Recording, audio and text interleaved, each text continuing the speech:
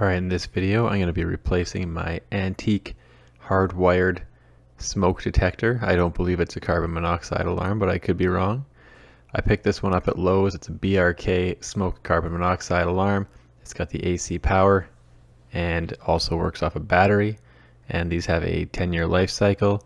As always, bring your coffee, screwdriver, electrical tester, some pliers if you got them.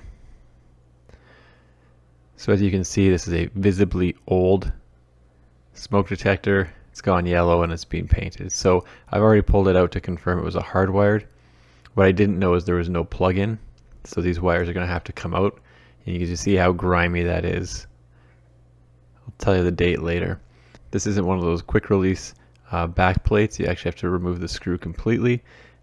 No big deal. The other one, you put the screws in and twist it into place, and I'll show you that when I put it in.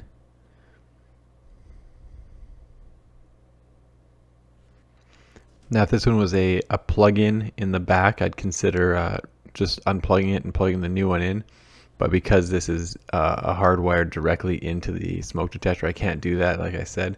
So you can see it's got a white, a black, and a yellow wire, and the yellow is the one that links your smoke detectors to each other. So you can see that this one's got a plug-in in the back, which is, I think, common, and uses a common plug-in for all types of smoke detectors. And you can see that there is voltage going through the wire, so I'm going to go down into the basement and kill the power to this breaker so that I can safely work on this device.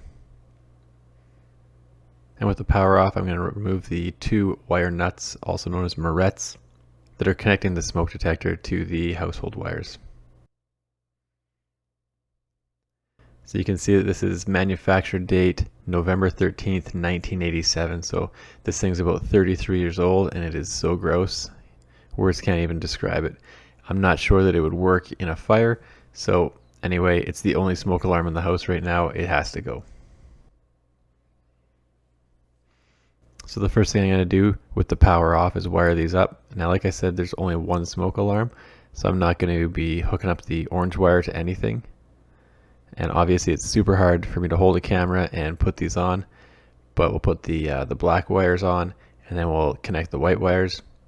And to do this, I'm using new wire nuts. I suppose I could reuse the old ones if I wanted to.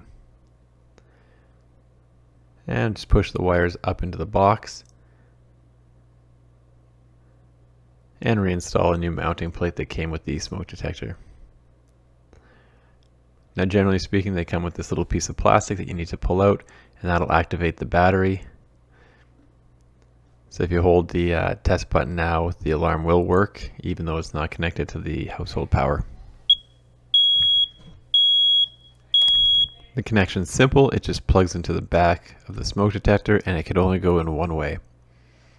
Once that's all together, the smoke detector screws into the base plate with a twisting motion, and then you can test out the smoke detector by holding in the test button.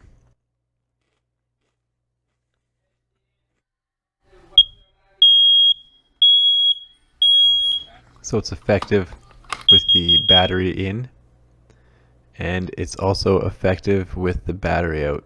So I see no problems with how this is wired up.